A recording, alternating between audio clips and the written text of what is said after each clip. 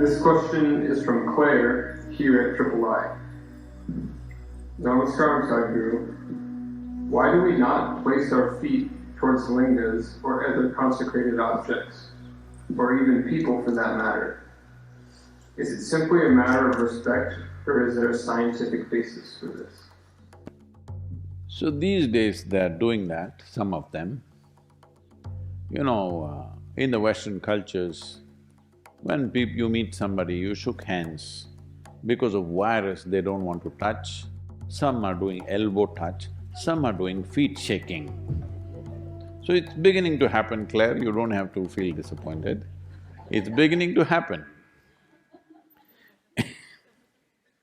Shaking a leg at each other. Well, why, if there's an energetic situation, you always are asked to cross your legs, not to stretch your legs in the direction. Well, this respect thing is a more newer expression of that, essentially because you can receive anything that comes towards you in many different ways. The yogic intention always is to receive it from the higher aspects of your life. You know there is anahata, which is the meeting of two triangles. Below that is Manipuraka, Swadhisthana and Mooladhara, which are all chakras representing different aspects of survival process. Survival, basic survival, reproductive process, maintenance process, all survival related.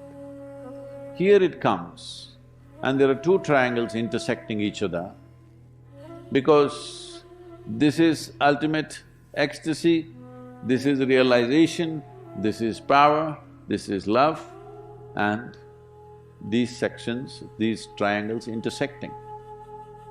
When there is a consecrated space, what it means is, there is a powerful energy which has the possibility of transforming you.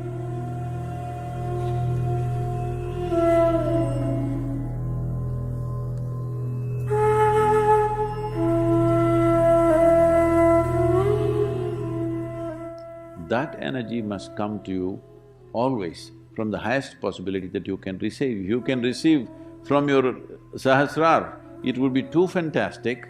That is the reason, the moment any Indian person goes into a temple, first thing is, they want to expose this. They keep it wet.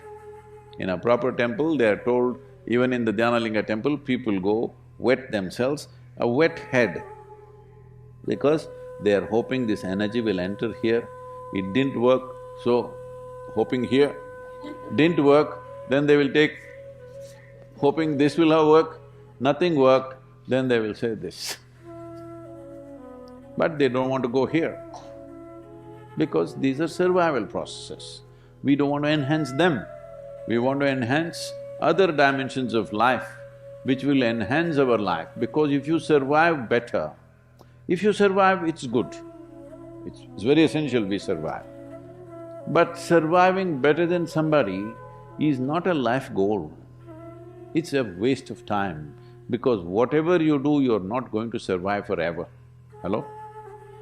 Whatever you may do, even minus the pandemic, you will not survive forever.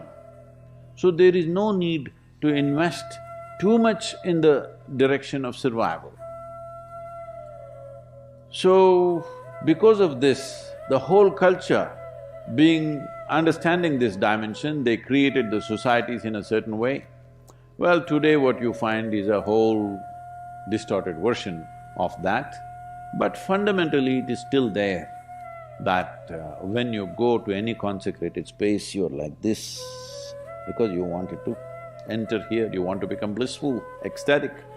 Doesn't work, at least peacefulness and realization.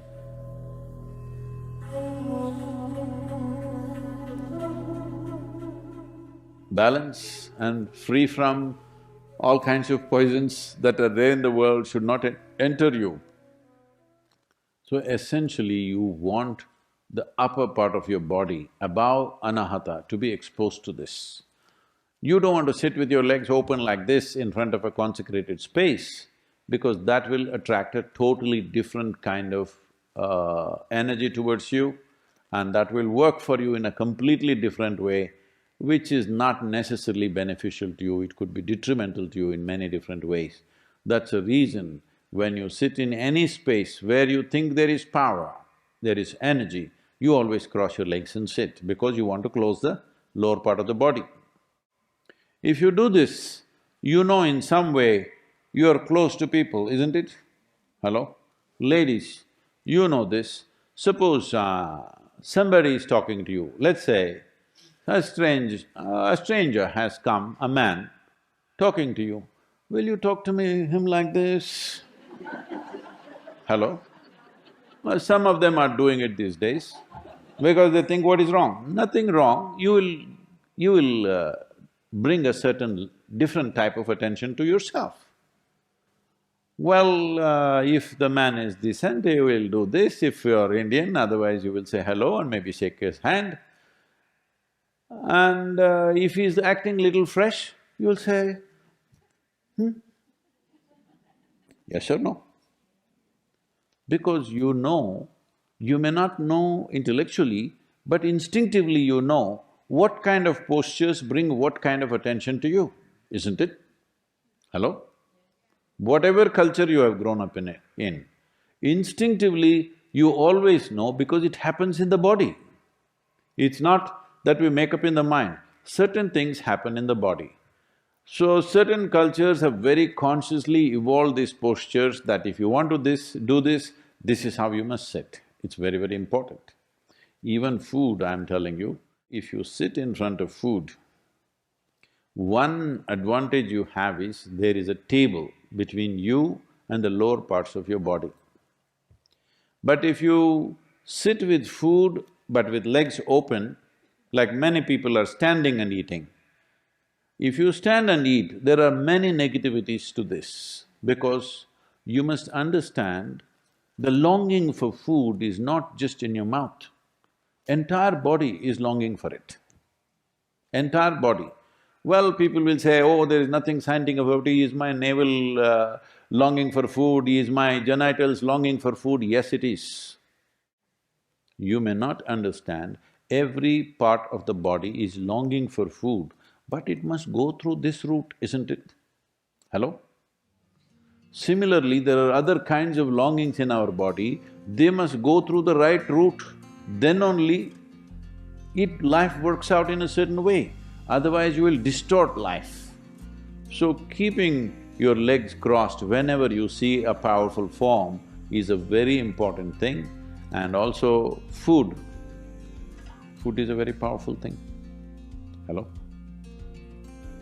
If you have not eaten for 3 days, you understand it's a very powerful thing, isn't it? Hello? It is a very powerful thing, and you will see if you have not eaten for 3 to 5 days, every cell in the body will long for food.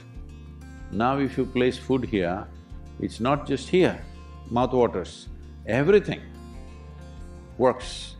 So it's important that your legs are crossed when food comes in front of you, but you have found another way, shielding yourself with a table. All right, if that is working for you. But if you're having food, you're very hungry and food is exposed to the entire body, this is not good for you. This goes for food because we consider food as a very powerful instrument, consecrated objects, and human beings who are of a certain power within themselves, you never open your legs and sit like this in front of them because that will bring a wrong kind of energy into your system. I'm asking you, is it good to shit? Hello, I'm asking you a question. Yes. But it must come out of a certain part of your body. If it comes out from elsewhere, it will become terrible, isn't it? Hello? Similarly, food should go in a certain way. Food going in is not only physical food going in, food goes into you in so many ways.